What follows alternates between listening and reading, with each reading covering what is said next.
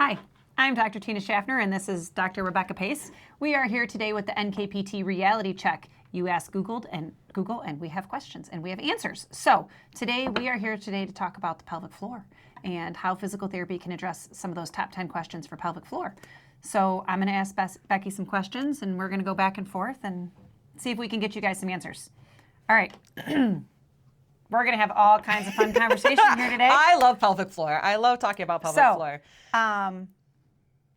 Is urinary incontinence. So I'm going to mix in some technical terms as well as just because there's buzzwords, and if people are looking up, they need to understand that. What's wrong? Right, like leaking is urinary incontinence. So is leaking urine normal after having kids?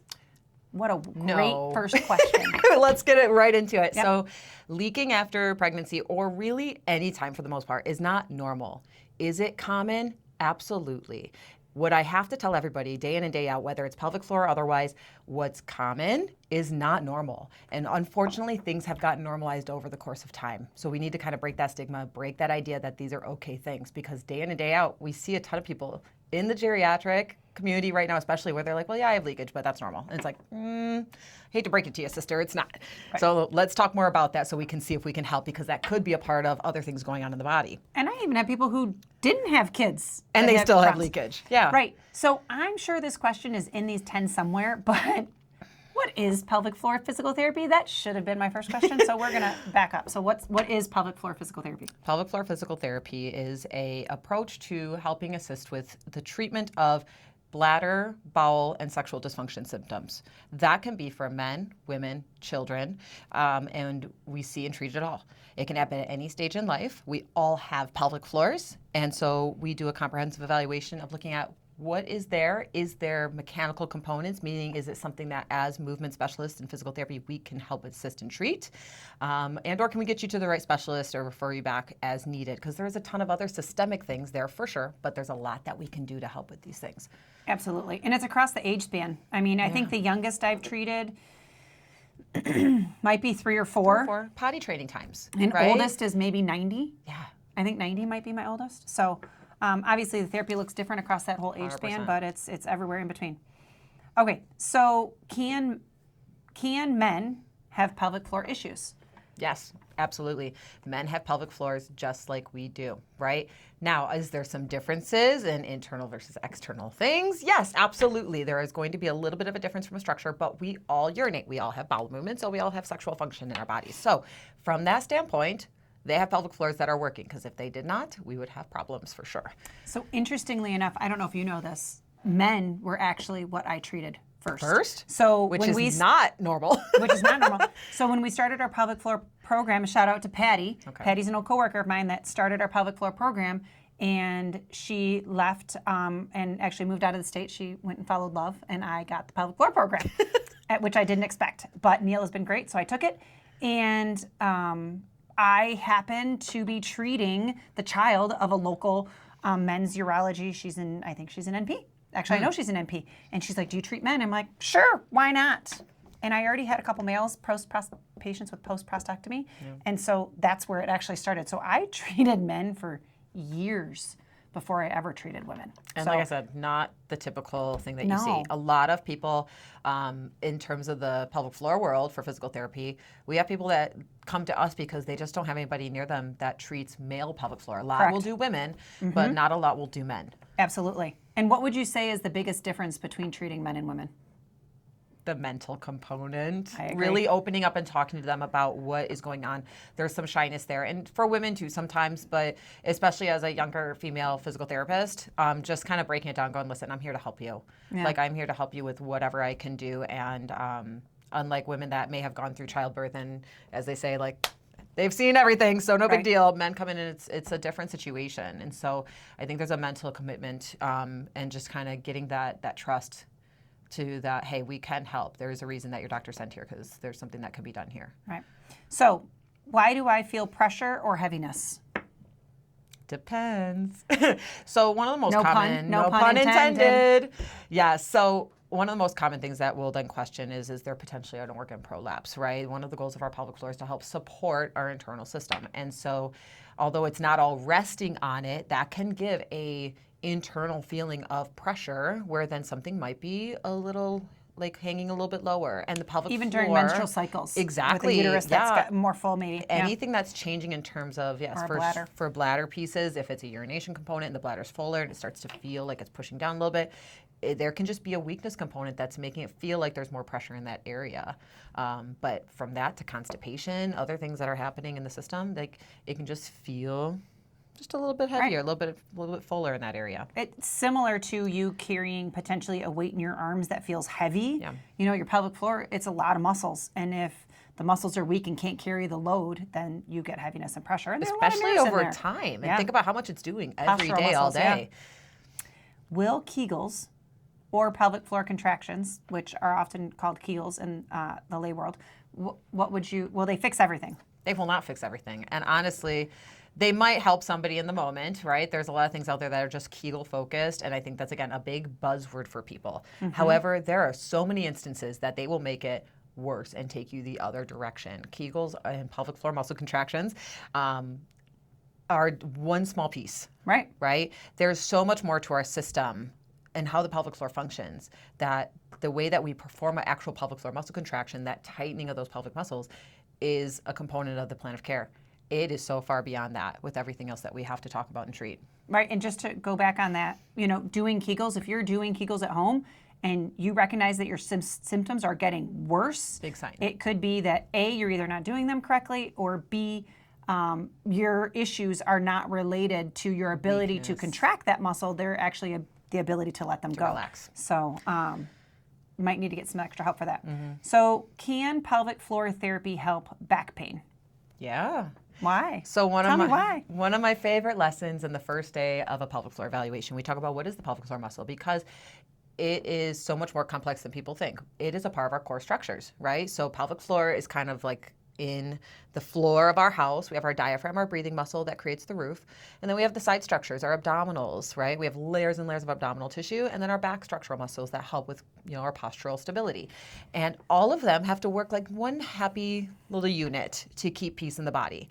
And so if there is something off in the back that's going on, whether it be a herniated disc that's throwing into some asymmetries, some changes in breathing patterns, holding patterns, maybe let's say something going on in the abdominals that's creating a weakness structure, it can all lay back to pelvic floor. Now, where's the root cause versus symptomatic? That's our job that we help to find out. And again, kind of piece by piece, get through it and see what caused it, right? Which part came first and what's happening otherwise because of that piece. So I've seen it both ways. Pelvic floor tension leading to back issues, and then back issues leading to pelvic floor components. They have to both be looked at. And one of the biggest things I've seen as a pelvic floor therapist is somebody coming in with back pain and just knowing the right questions to ask that gives us a clue of, you might have some pelvic floor stuff going on. Are you good? Can we talk more about that? Right. And it really helps with the comprehensive care to make sure that, hey, I know your pain's in your back, but we got to talk about what's going on down here. Well, and not to mention, how many people come in with SI joint dysfunction, so sacroiliac pelvic pain? A lot of people don't know the pelvis is made of 3 bones. Yeah. You've got your sacrum and an ilium on each side. And so some people, I am not part of the fused camp. I do believe that those Has bones movement. move. And the primary stabilizing muscle of that unit is your pelvic floor. Pelvic floor. So if your pelvic floor isn't working well and you're having SI joint gonna problems work and up the chain. everybody's been looking at your hips or your back and this, it might actually be a pelvic floor issue. Yep. Okay, is pelvic PT uncomfortable? That's a tough question. Mentally, yes, it can be uncomfortable. Talking about things that make you feel embarrassed, that are something that you just don't want to share with other people, it can be very uncomfortable in that sense. So we try to create a really safe, comfortable environment for everybody that walks in, right? Give some time to really build a trusting facility and an interaction between patient and therapist. And then in terms of uncomfortable physically, body-wise, it can be, because like we were talking about, those Kegels, if you're creating too much tension in those pelvic muscles and it's holding patterns through the glutes and the abdominals, tight tissues don't like to be touched. They've created a nice, happy home there, and we're trying to say, hey, we need to let go. And so sometimes there's a little discomfort that your body is recording as pain that you're telling us. And so that's very common, that tension held in tissues is going to be tender. And so we work through that, but it's always tender yet tolerable, right? I agree. So we want and to we're create working comfort. in sensitive areas. Yeah. Is that, the pelvis is an extremely sensitive area. There's lots of tissues in there that people will oftentimes think, how is this part of physical therapy? I don't quite understand. But it is, your pelvic floor is a muscle. It is part of the musculoskeletal system, and so therefore it falls under the PT. But it's not something that we learn in Barely. PT school.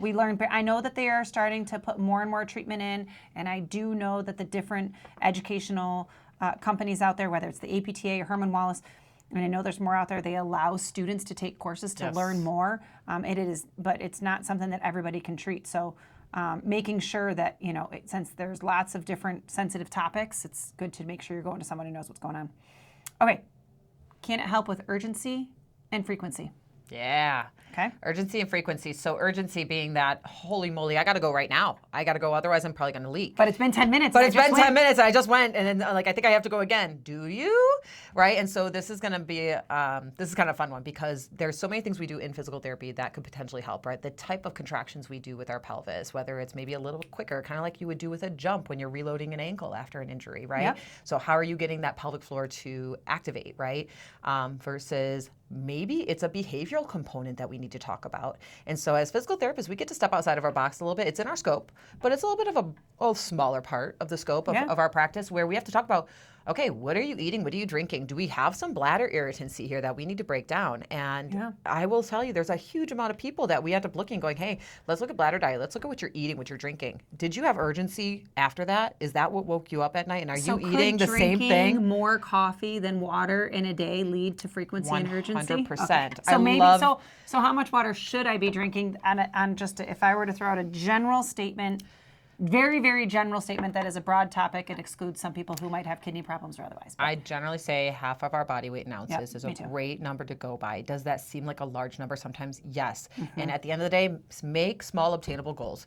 If you drink 20 ounces of water a day, maybe you might not be able to get up to 80, but let's try to get at least 40 or 50, and then just little by little. And maybe it's one less cup of coffee, or maybe it's hydrate before you drink your cup of coffee, because it's going to hit the bladder, and that's the first thing the bladder's feeling. And so might you have to go to the bathroom right away? Absolutely. And that might be bladder, that might be bowels. You might be rushing to go because there's nothing else to help the bladder absorb, and it's reacting to that one thing. Right. So One of my lots favorites of cool things to talk about in terms of behavioral components. is at night. I always try to tell people that psychological piece. I'm like, oh, no. There's a bear in front of the bathroom door. And so if you just went to the bathroom an hour ago. Don't go just and because. Your kidneys slow down at night typically. We got to say that there's a bear in front of the door and it doesn't leave, and helping people talk themselves down that ledge, that urgency ledge. Maybe it's doing like repetitive contractions. Maybe it's one long one. Maybe it's changing positions, things like that to help with that urgency and frequency, especially at night. Yeah. How long does it take to improve? I know, depends. It I see people after the depends. first visit, though. I will Usually there's say pretty big changes after the A first lot visit. of times it's that awareness that, oh, I know what's happening now, right? And sometimes when we talk about the Kegels and the pelvic floor contractions, it's sometimes just to get them to understand, what does my pelvic floor do? And their first set of homework from me is, hey, you're going to go to the bathroom, right? Regardless. This is your time to think about, this is how your pelvic floor is relaxing. This is what's happening when it's resting. And now think about when you have to go to the bathroom, or you're maybe about to pass gas and you're gently contracting just a little bit more. That's what's working, because sometimes when we ask for that initial contraction, it's just off, right? So the awareness really helps open the door to like, okay, I'm starting to have confidence in my body here and understand what's going on. And then, yes, maybe we make some adjustments with behavioral components or awareness of like, oh, you're right, I am going really, really frequently and I don't necessarily need to. So there's so many different, the urinary urgency and leakage is such like here it is, here's the diagnosis, but why is it happening? Is the map to find within the patient. And it truly is a journey, and everybody will have little wins and changes along the way. And pelvic floor takes time, right? Yeah. There's a lot of healing and changes that happen over time. But generally within the first month, I would say for sure, you're gonna see a chunk of changes. But typically, even the first couple sessions, you're gaining some awareness. So this is a question that gets asked across a lot of our segments, but when should I check? So when should I, who should I ask? When should I check? And I'm going to just caveat this one a little bit. How hard should I push at whoever? To get pelvic floor physical therapy. You are your own best advocate. Let's start with that. So if you really feel like there's some stuff going on, definitely talk to your provider, right? If it's your PCP that you're seeing and you're like, hey, I just think there's some stuff going on. I heard about this, this, and this. I think pelvic floor therapy might be a good idea for me. Or so-and-so did this and they said it was really great. Can I get a script for it? They shouldn't really push, but they might say, let's check some other stuff out. What are you experiencing? And maybe they want to take the proper precautions. I will say it's really common for me to see that everybody has gone through a lot of urologists and screening prior to coming in. So I always feel like they're coming in, I'm already in a very safe spot because check. There's no other systemic things going on. Let's send them to pelvic floor therapy because what else are we going to do? They're still getting symptoms, especially a lot for pain and discomfort for stuff. So I will say that push as hard as you can if that's what you think is right for you. And then your doctor will hopefully lead you into making sure you're making the right decision for yourself. But in terms of like when, it depends on the person in terms of is it a toddler that's really struggling with bedwetting versus is there postpartum that is struggling with some urination issues? There's going to be some classic things that we might say, well, for an actual exam, truly, you might wait up to 6 weeks because you're going to get cleared from your OB. But we can start with external work prior to, but is your OB open to that, right? And that's part of where we like to educate, right? Especially across the professionals, medical professionals. And we make a lot of phone calls to physicians and say, hey, here's what we're going to do. Here's why we're going to do it. And 9 times out of 10, 9.5 times out of 10, they're like, yeah, no problem. So, all right. I know you probably have a lot more questions about pelvic floor therapy. So we do free consults at Neil King Physical Therapy. So you can reach out to any one of our clinics in the Metro Detroit area or give us a phone call if you've got more questions. We'd be happy to answer them by phone. I'm Dr. Tina Schaffner. This is Dr. Rebecca Pace. And those are our questions on pelvic floor. If you like what you see, please feel free to subscribe. Check out our website, YouTube, like us, go to Instagram, and ask some more questions, and we'll be sure to get back to you. Thank you.